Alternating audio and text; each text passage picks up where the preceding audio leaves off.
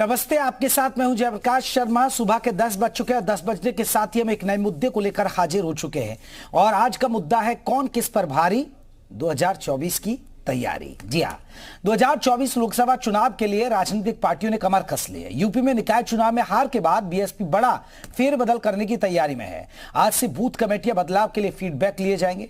वहीं दूसरी ओर यूपी में बीजेपी के सहयोगी निषाद पार्टी की तरफ से 27 लोकसभा सीटों पर अपनी पार्टी का दावा पेश किया जाएगा, जहां मछुआ समुदाय की संख्या 4-4 लाख से ज्यादा है। इधर ओपी राजभर के गढ़ बलिया में आज मंत्री अनिल राजभर महाराजा सुहेलदेव सम्मान समारोह को संबोधित कर ओपी राजभर के वोट बैंक में भी सेंधमारी करने की कोशिश करेंगे।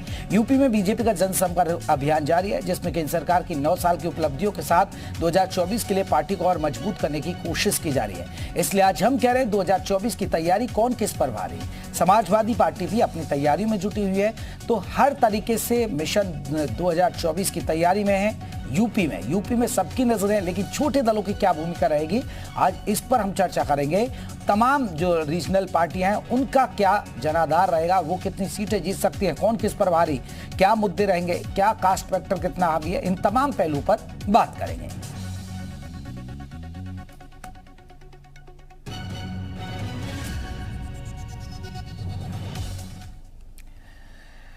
तो 2024 की तैयारी हो रही है और कौन किस पर भारी पड़ रहा है, इस पर हम चर्चा करेंगे। हमारे साथ आपको बता दें एसएन सिंह साहब हैं, बीजेपी के प्रवक्ता हैं। सिंह साहब, बहुत बहुत स्वागत है।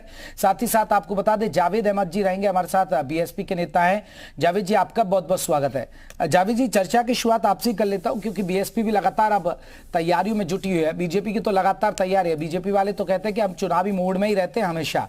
निकाय चुनाव में बीएसपी को कोई ज्यादा सफलता नहीं मिली सर, तो टेंशन तो बड़ी होगी लोकसभा चुनाव को लेकर।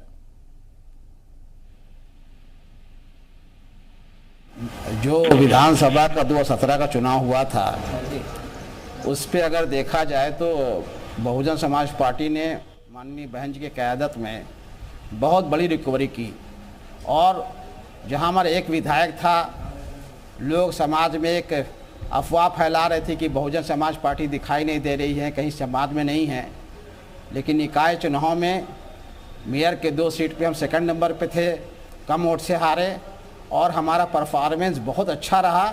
कार्यकर्ताओं को जो मनोबल गिरा था और जो समाज में एक अफवाह उड़ा गई थी कि नहीं बहुजन समाज पार्टी दिखाई नहीं दे रही है, अब की बार बहुजन समाज पार्टी का बहुत ज़बरदस्त परफॉर्मेंस रहा।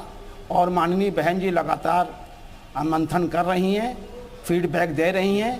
और 18 तारीख को उन्होंने कहा था कि मैं अकेले चुनाव लड़ेंगी। बहुजन समाज पार्टी का संगठन आप जानते हैं अकेले तो लड़ेंगे, लेकिन धीरे धीरे आपको नहीं लग रहा है जावेद साहब, धीरे धीरे ग्राफ गिरता जा रहा है आपकी पार्टी का, वोट परसेंटेज भी घटता जा रहा है। पिछली बार तो आप ठीक है समाजवादी पार्टी के साथ मिलकर लड़ लिए थे चुनाव, तो फायदा मिल गया आप लोगों को।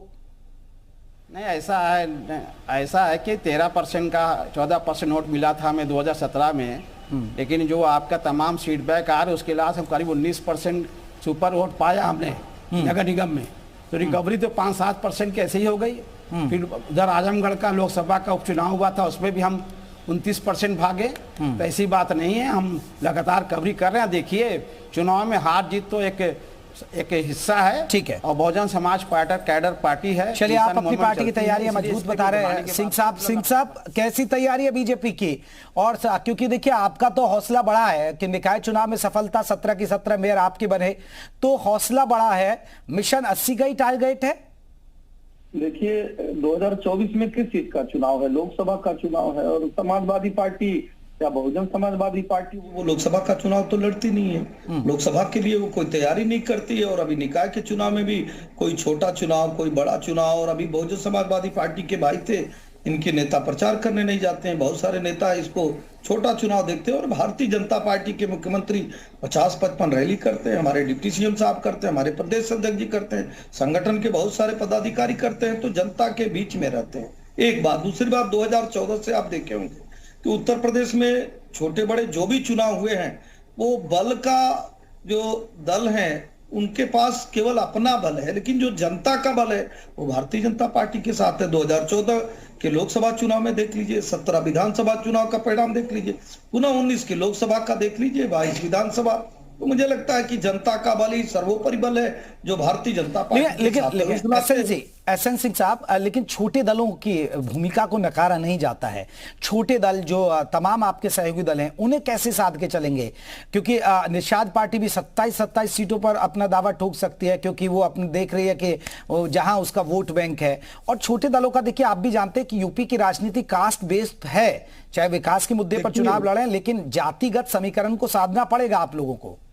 नहीं, वो इस तरह से है कि विश्वास और विकास की राजनीति कर रहे हैं। एक तो विश्वास और भरोसा है कि अगर हम 303 और 325 सीट भी लोकसभा में पा जाते हैं तो जो हमारे सहयोगी दल हैं उनको पूरी जिम्मेदारी के साथ उसी तरह का प्रतिनिधित्व देते हैं जैसे अगर हम कम सीट पाते। कहीं से भी हम भेदभाव नहीं करते, सम्मान में कभी नहीं करते।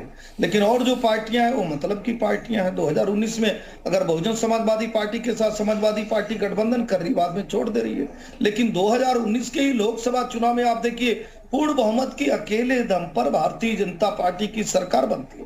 फिर भी हम अपने सहयोगी दल को सम्मान देने का कार्य करते हैं। प्रदेश में भी जो हमारे सहयोगी दल हैं, अगर हम पूर्ण बहुमत पा जाते हैं तो भी अपने सहयोगी दल को सम्मान देने का कार्य करते हैं। एक चीज होता है। दूसरा, हम विकास के भागीदार बनाते हैं। जो हमारे सहयोगी दल क्षेत्रीय पार्टियां या आपने जैसा कहा कि जाति समीकरण को साधने के लिए, तो मुझे लगता है कि विकास एक ऐसा समीकरण है कि एक ही साधे सब सदे, सब साधे सब जा। वही आवास किसको नहीं चाहिए, विकास किसको नहीं चाहिए, पानी किसको नहीं चाहिए, सड़क किसको नहीं चाहिए, सुरक्षा किसको नहीं चाहिए। और जब इन मानकों को उत्तर प्रदेश की सरकार पारदर्शिता से पूरा करती है, समग्र विकास करती है, सुरक्षा के मानक को पूरा करती है, तो मुझे लगता है कि सबको अच्छा लगता है। और जैनेंद्र जी भी हमारे साथ जुड़े हैं, जैनेंद्र अर्कवंशी जी हमारे साथ जुड़े हैं सुभाषपा से। जैनेंद्र साहब, कैसी तैयारी है सुभाषपा की, और सुभाषपा किसको तलाश रही है, किसका साथ तलाश रही है?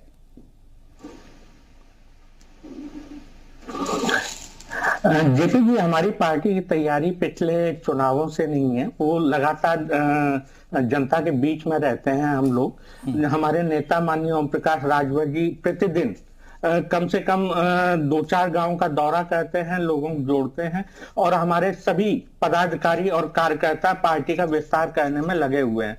हमने पिछले लोकसभा चुनावों से, अगर लोकसभा चुनाव की बात की जाए तो आने वाले लोकसभा चुनावों तक और आज की डेट तक हमने अपने संगठन का पूर्ण रूप से विस्तार किया है। आपको मैं पिछले लोकसभा चुनाव की बात बताता हूं कि हम चुनावों के बीच में और चुनावों के बीच में ही भारतीय जनता पार्टी से अलग हो गए थे। आपको याद होगा कि अंबेडकर नगर, बलिया और गाजीपुर 3 जगह इनको झटका लगा था, और इन्हीं 3 जगहों पे आपको याद होगा 2022 के विधानसभा चुनावों में इन 3 जगहों के अलावा आजमगढ़, मऊ, जौनपुर और गाजीपुर में इनकी जो 42 में से यहाँ टोटल विधानसभा सीटें आती हैं भाजपा की, उसमें से केवल 7 आ पाई।